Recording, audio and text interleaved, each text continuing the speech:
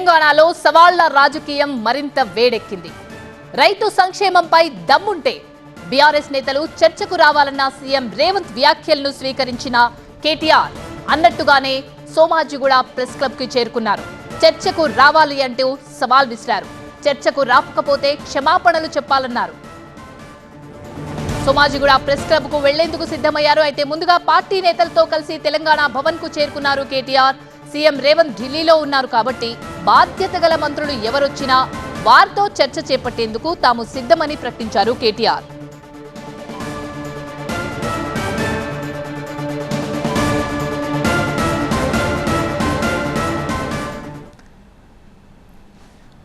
పూర్తి సమాచారాన్ని మా ప్రతినిధి రాకేష్ అందిస్తారు. రాకేష్, మనం చూస్తున్నాం మార్నింగ్ నుంచి కూడా ఎప్పుడైతే రేవంత్ రెడ్డి సవాల్ విసిరారో అన్నట్టుగానే ఆయన సవాల్ని స్వీకరించి సోమాజిగూడ ప్రెస్ క్లబ్ కు వచ్చారు.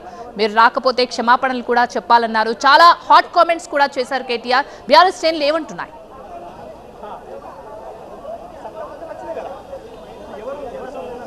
ఖచ్చితంగా చర్చకు సిద్ధమని చెప్తున్నారు. అసెంబ్లీ అయినా ఇంకో చోటైనా లేకపోతే ముఖ్యమంత్రి ఇంట్లో అయినా మేము చర్చకు వెళ్ళడానికి సిద్ధం.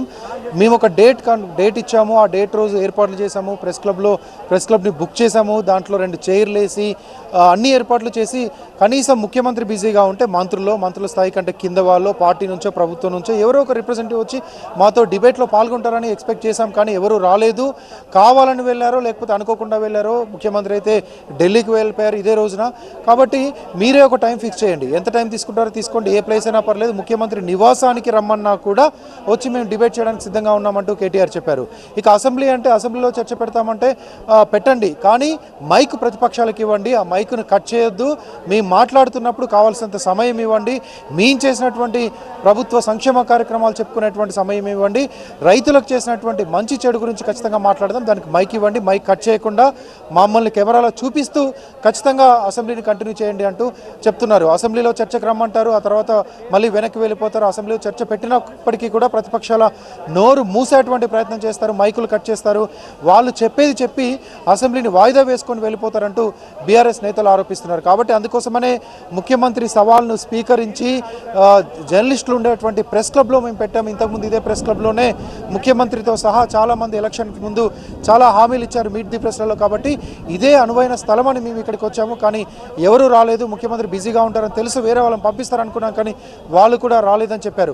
బీఆర్ఎస్ ముఖ్యంగా ఈ విషయాన్ని పబ్లిక్లోకి తీసుకెళ్ళడానికి ముఖ్యమంత్రి కానీ ప్రతినిధులు కానీ లేకపోతే కాంగ్రెస్కి సంబంధించినటువంటి ఎవరు ఏ నేత కూడా డిబేట్కు రావట్లేదనే విషయాన్ని పబ్లిక్లోకి ఎక్స్పోజ్ చేయడానికి ప్రయత్నించినట్లుగా తెలుస్తుంది. అందుకోసమే ఉదయమే తెలంగాణ భవన్కి వచ్చినటువంటి కేటీఆర్ అక్కడి నుంచి మళ్ళీ మాజీ మంత్రులు, ఎమ్మెల్యేలు, బీఆర్ఎస్ ముఖ్య నేతలు అందరితో కలిసి ఇక్కడికి వచ్చారు. ఇక్కడికి వచ్చి స్టేజ్ పైన ముఖ్యమంత్రికి ఒక చైర్, కేటీఆర్ కూర్చోడానికి ఒక చైర్ పెట్టారు. ముఖ్యమంత్రి కాకుంటే కాంగ్రెస్ పార్టీ నుంచి ఎవరు వచ్చినా పర్లేదు అన్నట్టుగా ఉన్నారు. గంట సేపు వెయిట్ చేశారు. అనేక నినాదాలు ఇచ్చారు. ఆ తర్వాత కేటీఆర్ మాట్లాడారు. నేను ఇంతసేపు వెయిట్ చేశాను, వచ్చే అవకాశం కనిపించట్లేదు. అటు నుంచి ఎవరు కూడా రియాక్ట్ అవ్వట్లేదు. కాంగ్రెస్ నుంచి ఎవరు కూడా రియాక్ట్ అవ్వట్లేదు. కాబట్టి ఇక వచ్చే అవకాశం లేదంటూ నేను వెళ్ళిపోతున్నారు. డేట్ మళ్ళీ మీరే ఫిక్స్ చేయండి. ప్లేస్ కూడా మీరే ఫిక్స్ చేయండి. ఎప్పుడైనా మేము రావడానికి సిద్ధంగా ఉన్నాం. కేసీఆర్ అవసరం లేదు.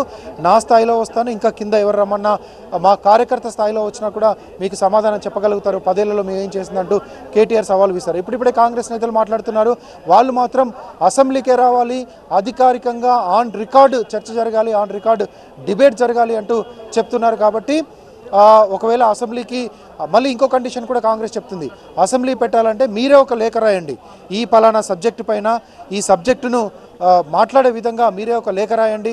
ఆ లేఖను ఆధారంగా స్పీకర్ స్పెషల్ అసెంబ్లీ సెషన్స్ని అనౌన్స్ చేస్తారు. ఆ అసెంబ్లీ సెషన్స్లో రైతుల గురించి, సాగునీటి ప్రాజెక్టుల గురించి, బనకచర్ల గురించి పూర్తి స్థాయిలో మాట్లాడదాం. ప్రతిపక్షాలకు సమయం ఇవ్వండి అంటూ మరొక సవాల్ని విసిరారు KTR. Right, thanks for the updates Rakesh.